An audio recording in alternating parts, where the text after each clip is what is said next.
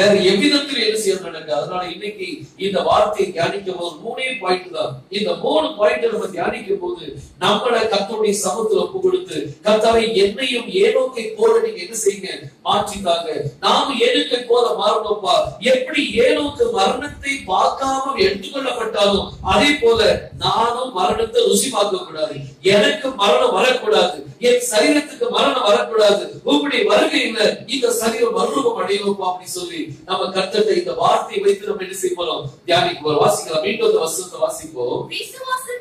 விசுவாசத்தினாலே ஏனோக்கு மரணத்தை காணாதபடிக்கு எடுத்துக்கொள்ளப்பட்டார். பாருங்க, ஏனோக்கு எடுத்துக்கொள்ளப்படுறதுக்கு அவனுக்கு ஒரு காரியம் தேவை. என்ன காரியம் அப்படின்னா விசுவாசம்.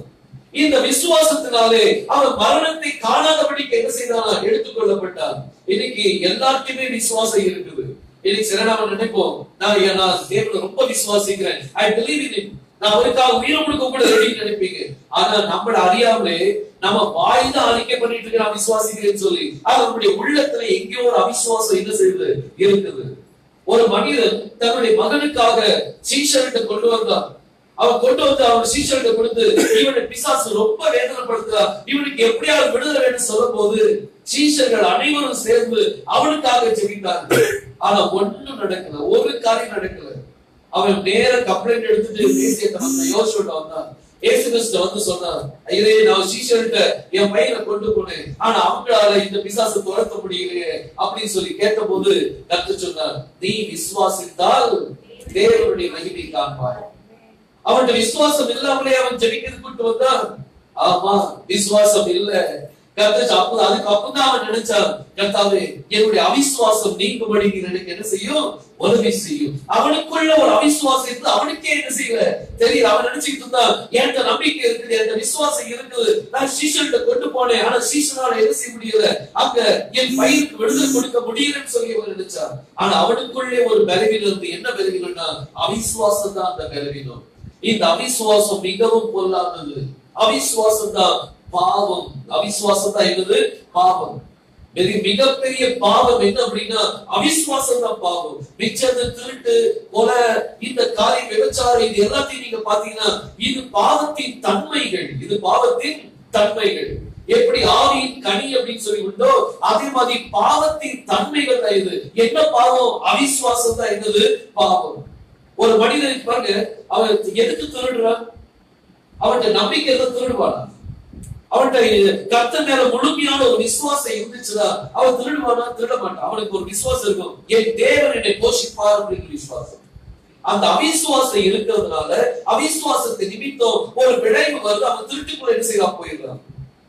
வீட்டுக்குள்ள இருந்துட்டே ஜனங்கள் சொல்லுவாங்க, கடைக்காரர்கிட்ட நான் இல்லைன்னு சொல்லி எப்படி பொய் சொல்லுவாங்க. ஏன் இந்த பொய் சொல்லணும்? கர்த்தர் மேல நம்பிக்கை இல்லையா? கர்த்தருடைய கடன் அடைப்பாருங்கிற விசுவாசம் இல்லையா? விசுவாசம் இல்லாததுனால அங்க பொய் வருது பாருங்க, அங்க பொய் வந்துருது.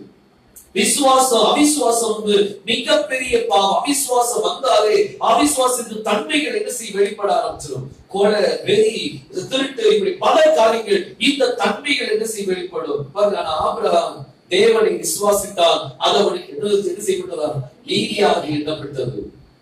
அவனுக்கு நல்லது. அவனுடைய விசுவாசத்தை கர்த்தர் பரிசோதித்து பார்த்தார். அவனுடைய விசுவாசத்தை கர்த்தர் அங்கீகரித்தார். இன்னைக்கு நம்மளுடைய விசுவாசத்தை கர்த்தர் அங்கீகரிச்சிருக்கிறாரா? இன்னைக்கு நம்ம இருக்கிறோம், அவருடைய பிரசனத்துல நம்ம இருக்கிறோம்.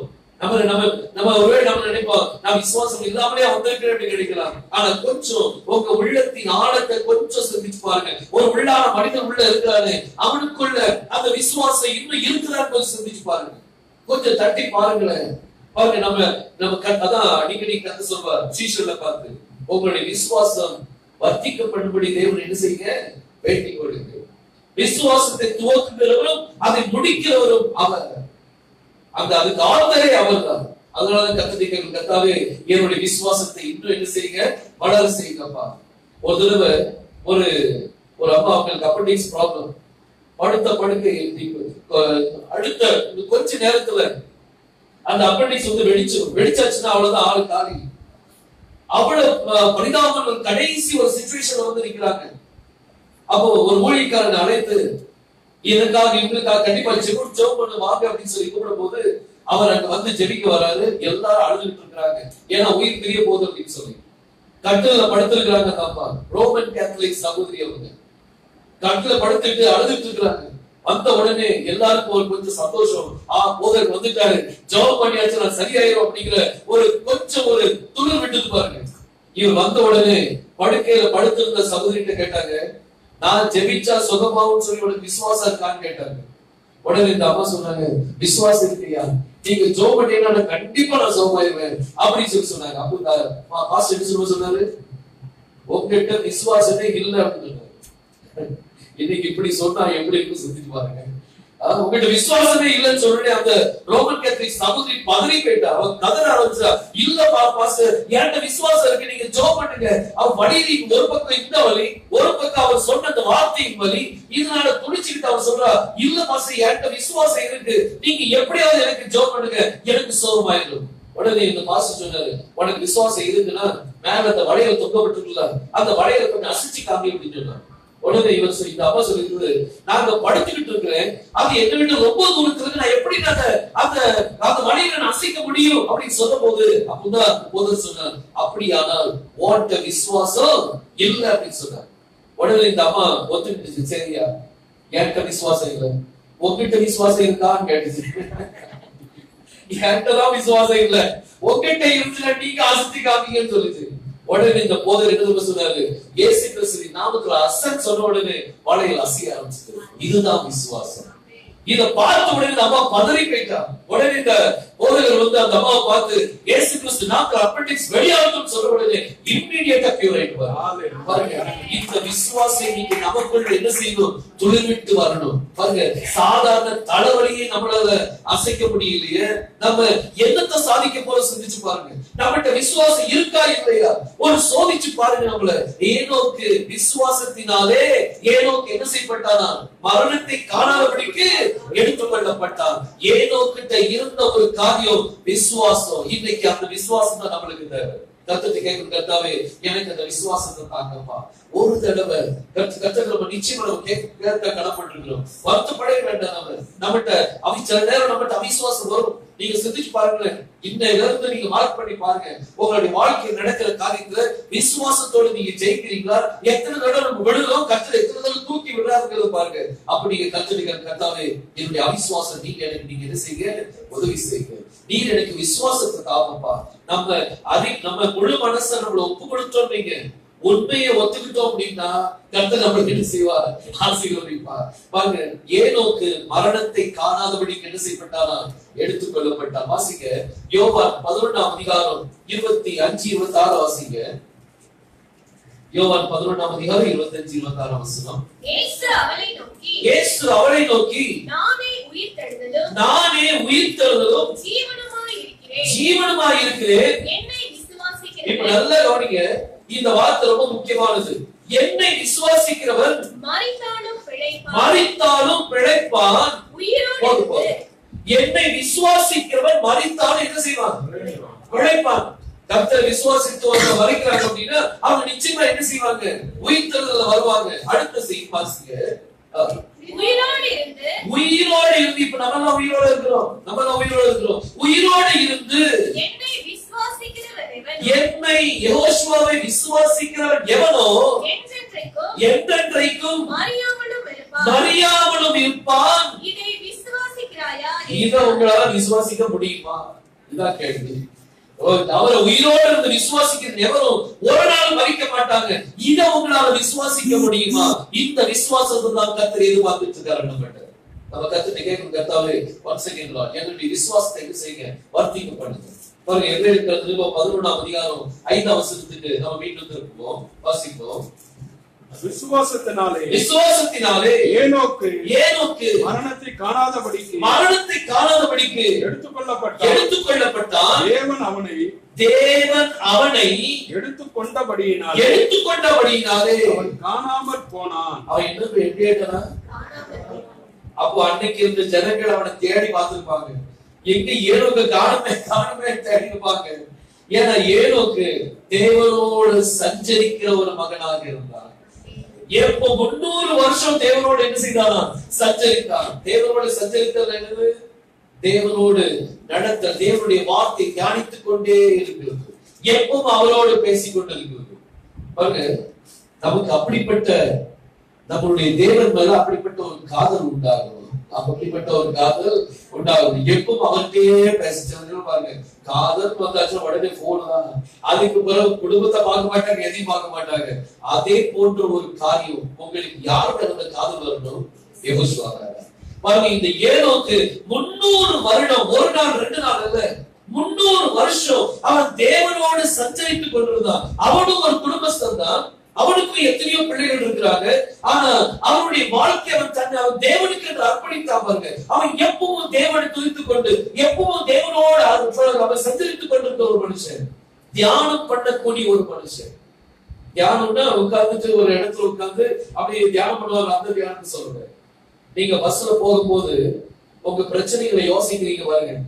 யோசிக்கும் போது 2-3 வருஷம் போயிடும், எப்படி போச்சுட்டே தெரியாது. இதுதான் தியானம். இப்படி ஒரு யோசனை நம்ம தேவனை பற்றி நம்ம என்ன செய்யணும்? யோசிக்கணும். யார் நம்ம முன்னாடி போறாங்கிறதே தெரியக்கூடாது. வந்து நின்றுட்டு இருப்பாங்க, நீங்க பார்த்துட்டு இருப்பீங்க. ஆனா நீங்க வேதத்தை தியானிச்சுட்டு இருக்க போது நிக்கிற ஆள் யாருன்னு தெரியாம இருக்கும். அப்படிப்பட்ட ஒரு சூழ்நிலை. இந்த மாதிரியான ஒரு காரியத்துக்குள்ள நம்ம வரணும். தேவனுடைய வார்த்தையை தியானிக்கக்கூடிய ஒரு மனிதராக பாருங்க. ஏனோக்கு சாதாரண எடுத்துக்கொள்ளப்படல. அவன் தேவனோடு சஞ்சரித்துக் கொண்டிருந்தான். இன்னைக்கு நீங்க யாரோடு சஞ்சரிக்கிறீங்க சிந்திச்சு பாருங்க. யாரோட நம்முடைய நட்பு இருக்குது, யாரோட நீங்க பழகுறீங்க பாருங்க. இந்த இப்போ போர்டுல யூஸ் பண்ணல, யூஸ் பண்ண காரியங்கள் சொல்லிடலாம். இந்த 12 கோத்திரத்துல ஒரு கோத்திரம் உண்டு. என்ன கோத்திரம் அப்படின்னா ஆஷேர் கோத்திரம். தெரியுமா எல்லாத்துக்கும்? 12 கோத்திரத்துல ஒரு கோத்திரம் வந்து ஆஷேர் கோத்திரம். ஆஷேர் அப்படின்னா அதுக்கு அர்த்தம் சந்தோஷம், ஹாப்பி அப்படின்னு சொல்லி அர்த்தம். ஆஷேர் அப்படின்னா இந்த ஆஷேர், இந்த 2 இப்ப பிரிக்கிற பாருங்க. ஆஷேர், இந்த ஷேர் அப்படிங்கிற வார்த்தைக்கு, இந்த 2 வார்த்தையை நீங்க பாத்தீங்க அப்படின்னா இதுக்கு அம்பிளிக்கல் கார்டு அப்படின்னு சொல்லி அர்த்தம். அம்பிளிக்கல் கார்டுனா தொப்பல் கொடின்னு சொல்லி அர்த்தம். இந்த ஹாப்பினஸ் நம்மளுக்கு வரணும் அப்படின்னா, சந்தோஷம் நம்மளுக்கு வரணும்னா, இதுக்கும் தொப்புள் கொடிக்கும் ஏதோ ஒரு உறவு இருக்குது. இந்த தொப்புள் கொடி உறவு யார் கூட இருக்கணும் அப்படின்னா, முதல் எழுத்து ஆலஃப் கூட என்ன செய்யணும்? இருக்கணும். இந்த ஆலஃப் யாரு அப்படின்னு நீங்க பாத்தீங்கன்னா அவர் மேசியா. அவர் சொன்ன நான் தான் அல்பாவும் ஓமேகாவும் இருக்கிறேன். அவரோடு நம்மளுடைய உறவு இருக்குமானால் எப்படி உறவுனா ஒரு தொப்புள் கொடி உறவு. ஒரு தாய்க்கும் மகனுக்கும் உள்ள ஒரு தொப்புள் கொடி உறவு எப்படியோ அதே போன்ற ஒரு உறவு அவங்களுக்கு என்ன செய்ய இருக்கணும். அப்படி ஒரு உறவு நம்ம யார் கூட இருக்கணும் அப்படின்னா மேசியா கூட அந்த உறவு இருக்குமானால் நம்ம தான் ஹாப்பியஸ்ட் பர்சன். நம்ம தான் யாரு? Happiest person. ஆனா நம்மளுடைய உறவு எங்க இருக்கு தெரியுமா? இந்த உலகத்தில் இருக்கு. இந்த உலகத்தினுடைய ஜனங்களோட இருக்கு. சங்கீதக்காரர் 1ஆம் சங்கீதத்துல நீங்க வாசிக்கும் போது அதுல தாவீது முதல்ல அவர் செய்யற ஒரு காரியம், அவருடைய உறவு இந்த உலகத்தானோட இருக்கிற அந்த உறவை முதல்ல கட் பண்ணி விட்டார். அதுல வாசிக்கிற வசனத்தை 1ஆம் வசனத்தை, துன்மார்க்கருடைய ஆலோசனை வேண்டாம். அவர் முதல்ல எங்க கட் பண்றார்? துன்மார்க்க இந்த உலகத்தானுடைய காரியம் எனக்கு தேவையில்லை. நீங்க வேற யாருக்குமே ஆலோசனை கேட்க வேண்டாம். நம்மளுக்கு ஆலோசனை கொடுக்கிறது பைபிள் இருக்குது. அவர் போதும் நம்மளுக்கு ஆலோசனை கொடுக்க. நம்மளுடைய உறவுகள், நம்ம உலகத்துல நம்ம உறவை நம்ம காமிக்கிறோம், அந்த உறவை துண்டித்து போடுவீங்க. தாவீது தான் செய்கிறார். துன்மார்க்கருடைய ஆலோசனை நடவாமலும் பாவிகளுடைய வழியில் இல்லாமலும் உட்காரும் இடத்தில் உட்காராமலும் இதை கட் பண்ணிட்டு தன்னுடைய உறவை யாரு கூட இணைக்கிறார்? கர்த்தருடைய வேதத்தில் பிரியமாயிருந்து இரவும் பகலும் இந்த தியானம் வேணும். இந்த தியானிக்கும் போது நம்ம பாக்கியமான என்ன செய்ய மாட்டோம். ஆனா நம்மளுடைய அந்த உறவு நீங்க பாத்தீங்கன்னா அதிகமா நம்ம யார்கிட்ட கை செலவிடுறோம்? உலகத்தாரோட, உலகத்துல இந்த டிவியோட, மொபைலோட. நம்ம இன்னைக்கு மேக்சிமம் நீங்க பாத்தீங்கன்னா ஒரு 80% வந்து எல்லாருமே மொபைல்ல தான் என்ன செய்யறாங்க? தன்னுடைய வாழ்க்கை கழிக்கிறாங்க. காலையில எந்திரிச்ச உடனே மொபைல்ல யாராவது நம்மளுக்கு வாட்ஸ்அப் பண்ணிட்டு இருக்காங்களா, யாராவது நம்மளுக்கு பேஸ்புக்ல நம்ம லைக் பண்ணிருக்காங்க, இதுதான் நமக்கு பார்க்க தோணுது. ஆனா நம்மளுடைய உறவு அதை எல்லாத்தையும் கட் பண்ணி விட்டுட்டு செஞ்சு பாருங்க. ஒரு 10 நாள் மொபைல் எல்லாம் தூக்கி தூரம் வச்சுட்டு கட்டி சமூகத்துல எல்லா உறவையும் கட் பண்ணிட்டு அவரோட ஐக்கியப்படுங்க பார்க்கலாம். அந்த ஐக்கியத்தை தான் விரும்புறாரு. தாவீது இந்த உலகத்தாருடைய உறவை கட் பண்ணிட்டு அவன் தேவனோடு தன்னுடைய உறவை சேர்த்ததுனால அவன் எப்படி இருப்பானா பாருங்க, 3ஆம் வசனத்துல என்ன சொல்லுது, அவன் நீர்க்கால்களின் ஓரமாய் நடப்பட்டு தன் காலத்தில் தன்கனியை தந்து இலை உதிராது இருக்கிற இவன் மரத்தை போல இருப்பான். எந்த மரத்தை போல இருப்பான்? அவனுடைய இலை என்ன செய்யாதான், உதிராது. இலை உதிராத மரம் என்னது? அந்த மரத்துக்கு மரணம் கிடையாது. மரணம் இல்லை அப்படின்னா அது என்ன வரும்? அது ஜீவ வரும். அப்ப இந்த மனிதன் யாரை போல மாறும் அப்படின்னா ஜீவ மரத்தை போல என்ன செய்ய போறான்? மாற போறான். அந்த ஜீவ மரத்தை போல நீங்க மாறணும் அப்படின்னா, நீங்க எடுத்துக்கொள்ளப்படுதல்ல போகணும் அப்படின்னா, நீங்க அவரை போல மாறணும் அப்படின்னா உலகத்துல இருக்கிற அந்த உறவுகளை நீங்க கட் பண்ணி ஆகணும். ஏனோக்கு அதை கட் பண்ணான்.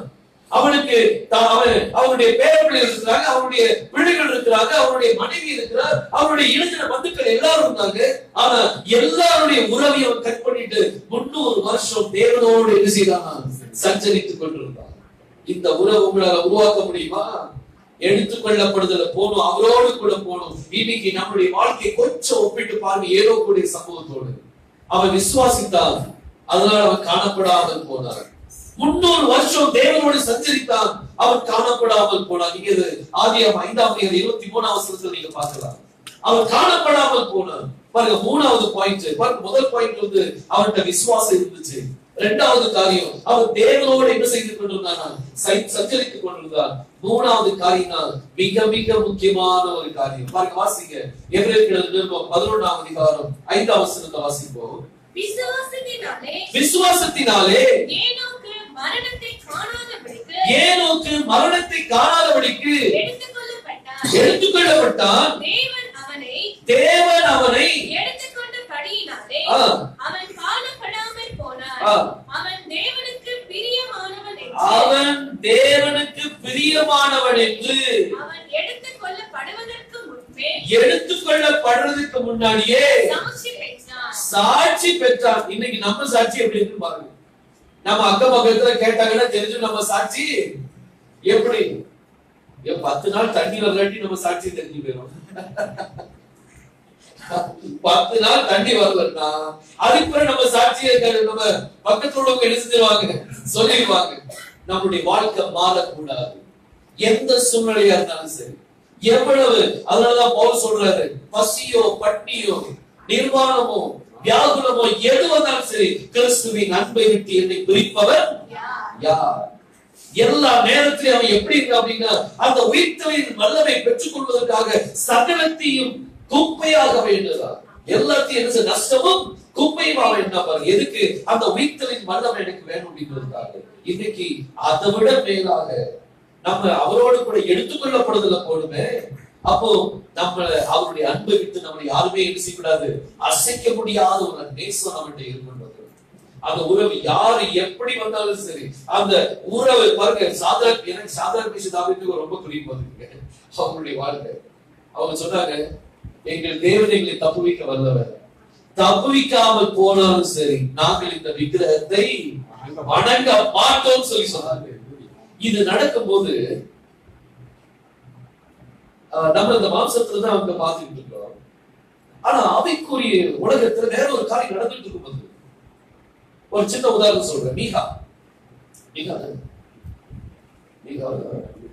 ஆகாபுடைய நாட்கள்ல தீர்க்கதரிசி சொல்லுவான், நான் பரலோகத்துல பாக்குறேன், அங்க ஒரு பெரிய மாநாடு நடக்குது, கர்த்தர் மாநாடு போட்டிருக்கிறார், ஆகாவை யார் வீழ்த்துவது அப்படின்னு சொல்லி அங்க ஒரு பெரிய என்ன மாநாடு நடந்துட்டு இருக்கு அப்படின்னு சொல்லி சொன்னா பதிலுக்கு.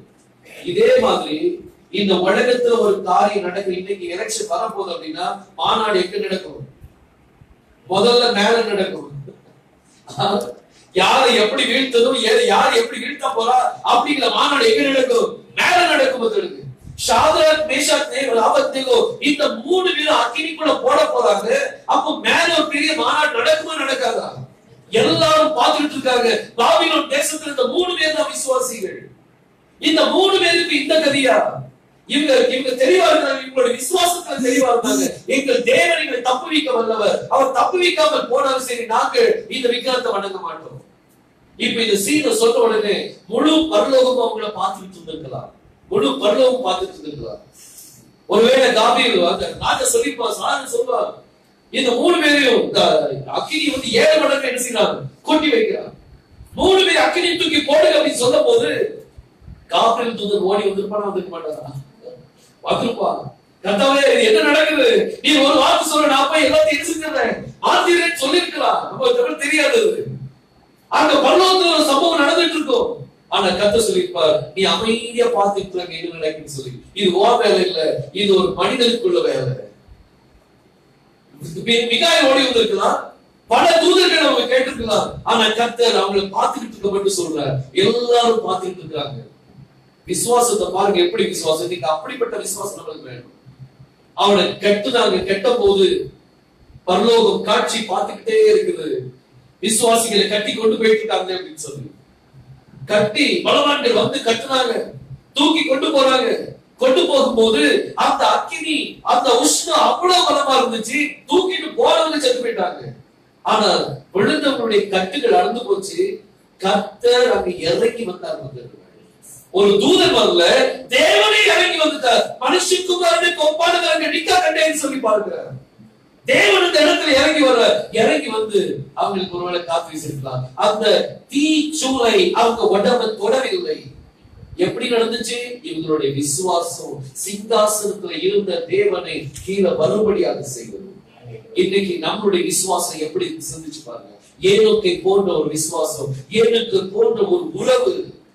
ஏனோக்கு நற்சாட்சி பெற்றான். அவன் எடுத்துக்கொள்ளப்படுவதற்கு முன்பதாகவே அவன் தேவனுக்கு பிரியமானவன் என்று சாட்சி சொல்லப்பட்டது அவனுக்கு. இன்னைக்கு நம்மளை பற்றி யாராவது சொல்லுவாங்களா, ரவி இவன் இந்த தேவனுக்கு பிரியமானவங்க? யாராவது சொல்லுவாங்களா? சொல்லணும். ஜனங்களை பற்றி கவலைப்படாதீங்க, தேவன் சொல்லணும். யார் சாட்சி சொல்லணும்? தேவன் சொல்லணும். யோசுவா அவர் ஞானஸ்நானத்துக்கு கரையேறின உடனே மேல ஒரு சாட்சி வந்துச்சு. இவர் என்னுடைய நேசகுமாரன், இவர் எப்படி இருக்கிறேன் பிரியமா இருக்கு. ஒரு சாட்சி வந்து பாருங்க. பரலோகத்திலிருந்து ஒரு சாட்சி மணவாட்டி குறித்து வந்தது அப்படின்னா, மணவாட்டி குறித்து பரலோகத்திலிருந்து ஒரு சாட்சி வரும். அதுக்கேற்ற கிரியைகள் நம்மகிட்ட என்ன செய்து காணப்படும். யோபு பற்றி பிசாசுல கர்த்தர் சொன்னார், என் தாசனாகி யோபை பார்த்தாயா அப்படின்னு கேட்டார். பார்த்தேன்னு சொன்னான். அவன் சும்மாவே ஆராதிக்கிறான். அவனை சுற்றி வேலி அடைத்திருக்கிறேன். கர்த்தர் யோபு மேல நம்பிக்கை வைத்து அவனுடைய வேலை இணைத்து எடுத்து போட்டார். அவன் என்னை ஒரு நாள் மறுதளிக்க மாட்டான். வேலை எடுத்து போட்டார். எல்லாத்தையும் நாசம் பண்ணான் பிசாசு. ஆனா யோபு என்ன சொல்ல தெரியுமா? நான் மரித்தாலும் பரவாயில்ல, என் ரட்சகரை நான் என்ன செய்வேன் பார்ப்பேன் அப்படின்னு சொல்லி சொல்ற. கடைசி நாட்கள் என் மீட்பர் இந்த உலகத்தில் உயிரோடு என்ன செய்வார்? நிற்பார். அப்பொழுது என் சொந்த கண்ணினாலே அவர் என்ன செய்வேன் பார்ப்பேன். பாருங்க எப்படி ஒரு விசுவாசம் பார்த்தீங்களா?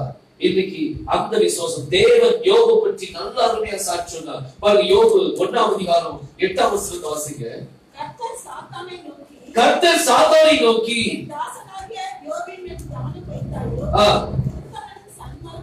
உத்தமனும் சன்மார்க்கனும்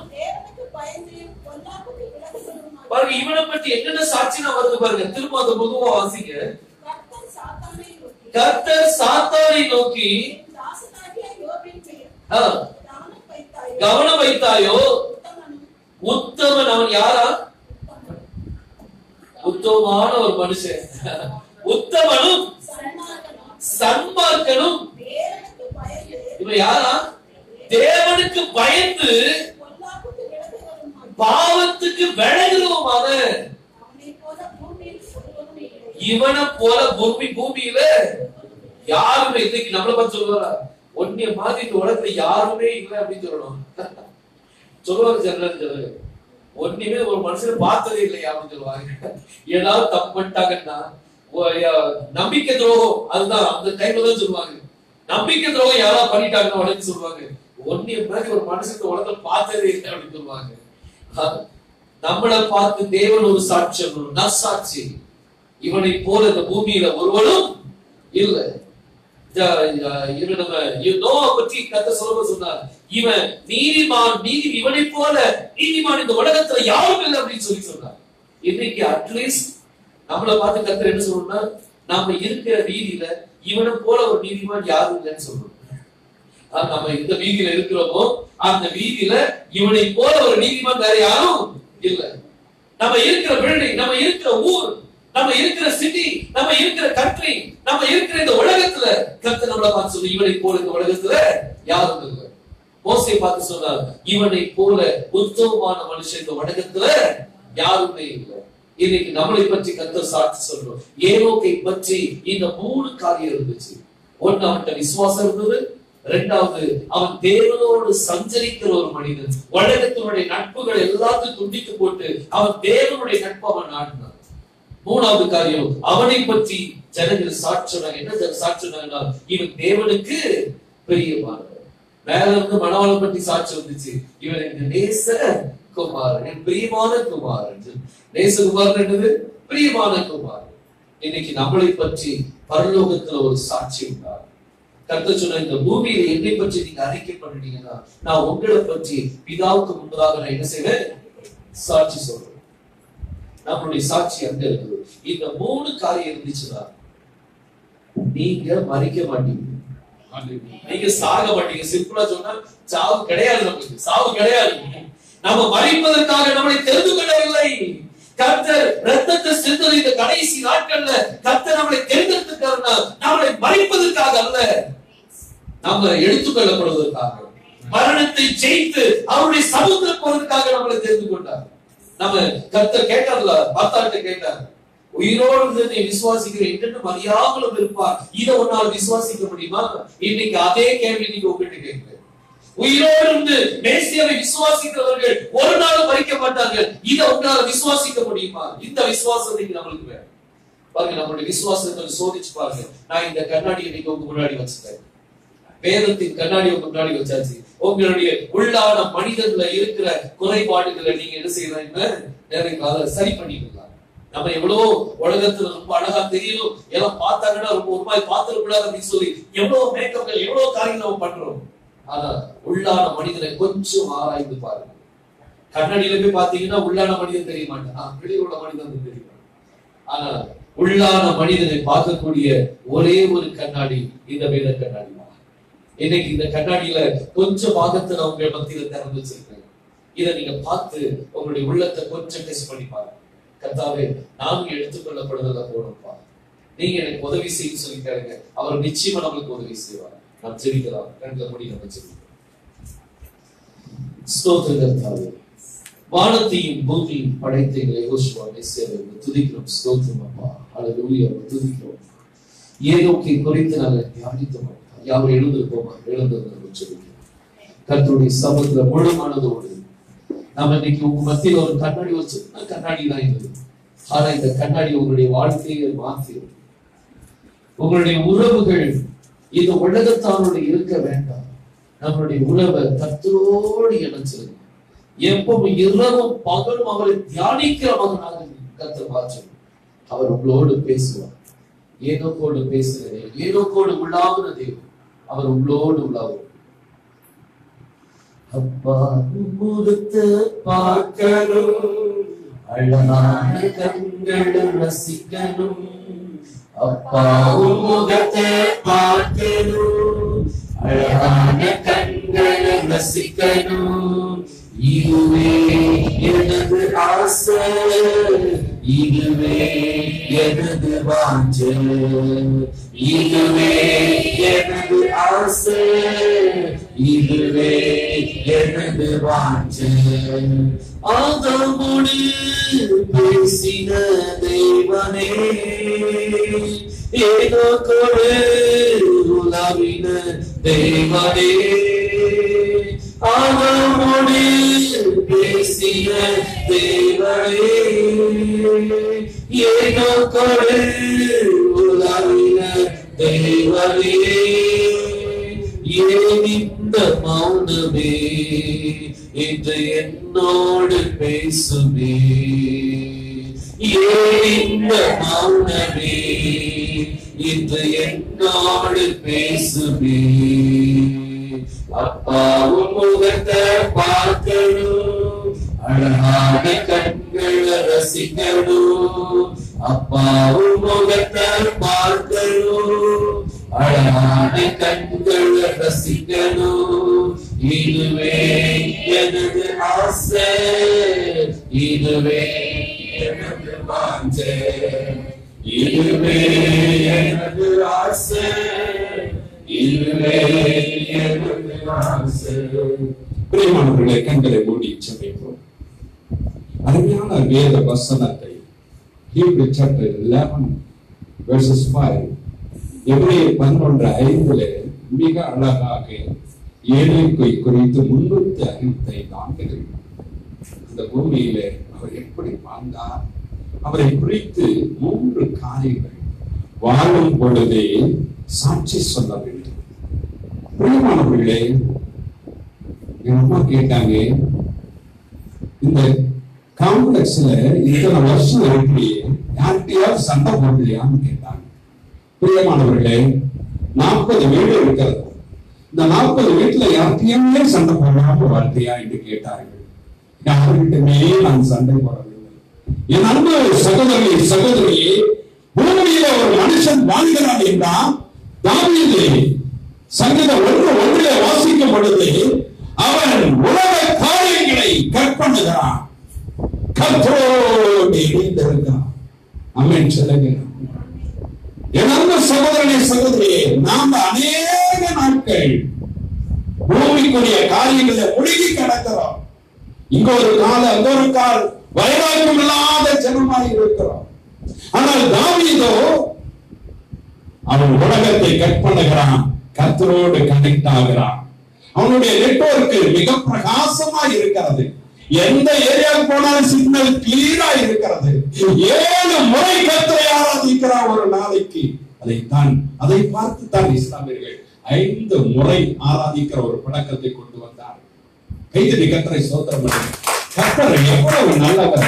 நமக்கு முன்னோடியாய் தாவீது 7 முறை ஒரு நாளைக்கு ராஜாவாய் இருந்த பொழுது, இன்னைக்கெல்லாம் ஒரு 50,000 ரூபாய் சம்பாதிச்சிருக்கா ஒரு மனுஷனை பார்க்கும் போது, பாஸ்டர் ஒரு நிமிஷம் கூட என் பையனுக்கு டைமே இல்ல பாஸ்டர், என் பிள்ளை ஐயோ ஓடி ஓடி டீச்சர் வேலைக்கு போறா, டயர்டா இருந்து படுத்துக்கிறான். கடைசியா பார்த்தா வியாதிக்கு கொண்டு போய் அநேக நாட்கள் ஐசியூ வார்டுல உட்கார வச்சு ஹாஸ்பிட்டலுக்கு செலவு பண்றாங்க.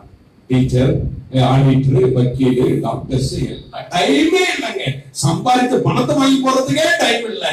கர்த்தரோடு எங்க உறவு? என் அன்பு சகோதரி, நீ கர்த்தரோடு உறவு வைப்பீரானால் உன்னை யாராலும் அசைக்க முடியாது. கைத்தடி கர்த்தரை சொல்ல முடியும். யாராரோ தாவீதுக்கு எதிராக வந்தார்கள் சூழ்ச்சி செய்ய, ஒருவனால அசைக்க முடியவில்லை. ஏனோக்குடைய சம்பவம் அதி சீக்கிரத்திலே நமக்கும் வரப்போகிறது. அதி சீக்கிரத்திலே அநேகர் எடுத்துக்கொள்ளப்படுவார்கள். ஏனோ தானோ என்று இருக்கிற ஜனங்கள் கைவிடப்படுவார்கள். ரகசிய வருகை இருக்கிறது. அநேகர் கிறிஸ்துவுக்குள்ளாய் வாழ்ந்து கொண்டிருக்கிற அநேகரை மனவாட்டியான சபையோடு எடுத்துக்கொள்ளப்படுகிறார். அநேக ஜனங்கள் மார்படித்து துடிப்பார்கள். அந்த காலம் வரப்போகிறது. என் அன்பு சகோதரி, இன்றைக்கு உங்களை ஒப்பு கொடுப்பீர்களா? இன்றைக்கு ஒப்பு கொடுத்து பாருங்க. அந்த ஏனோக்கை போல வாழும் பொழுதே நற்சாட்சி. அவன் பாருங்க, பல குடிகாரனா இருப்பான், சிகரெட் குடிச்சிருப்பான். ஆனா செத்து போன வாட்டியா அவன் எவ்வளவு ஏழைகளுக்கு பணம் கொடுத்தான். அவன் குடிச்சாலும் பரவாயில்லைங்க, என்னென்னமோ செஞ்சாங்க, ட்ரெஸ் வாங்கி கொடுத்தான், அதை பண்ணான். அப்படி அல்ல பிரியமானவர்களே. செத்து போன உடனே எல்லா மனுஷன் மேல பரிதாபப்படுகிறார்கள். ஆனால் வாழும் போதே நீங்க நற்சாட்சி வாழ வேண்டும்.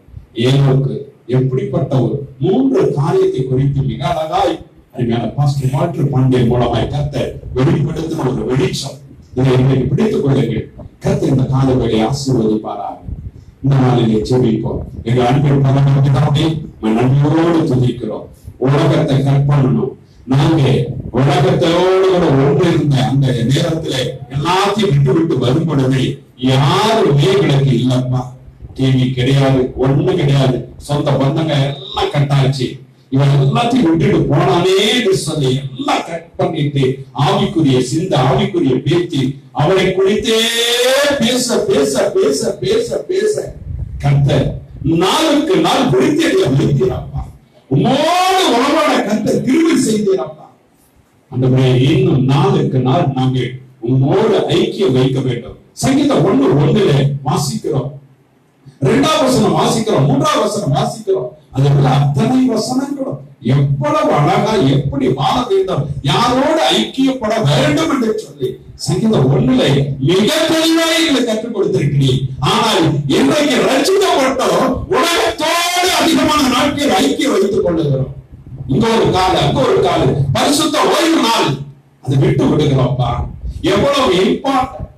கர்த்தரை ஆராதிப்பதில்லை, ஏனோ தானோ ஐஸ்வர்யம் வர வேண்டும் என்று சொல்லி நான் ரட்சிக்கப்பட்டிருக்கிறேன். அல்ல பிரியமானவர்களே, பணம் காசு வரும் என்று சொல்லியா பாஸ்டர் ஆனாங்கப்பா, கார்ல போறாங்கப்பா, இவங்க ரட்சிக்கப்பட்டாங்கப்பா, பணம் மேல பணம் வருதுப்பா.